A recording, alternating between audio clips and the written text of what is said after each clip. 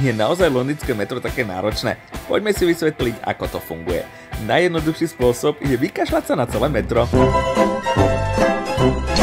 Ja som nemám zráz, aj to som zrušil nervy. Celé zle, oni tam nemajú označený smer jazdy v vstupných halách. Metro má byť za mňa rýchle a intuitívne a nie aby ste strácali čas študovaním mapky, blúdením či pýtaním sa personálu, aj tak boli z toho nakoniec v neistote. Jasné, kebyže cestujem viackrát, tak sa do toho určite dostanem, ale na čo? Pre turistov odporúčam autobusy. Jazdia často, na moje prekvapenie neboli plné ani netrčali v zápchách a aspoň spoznávate Londýn.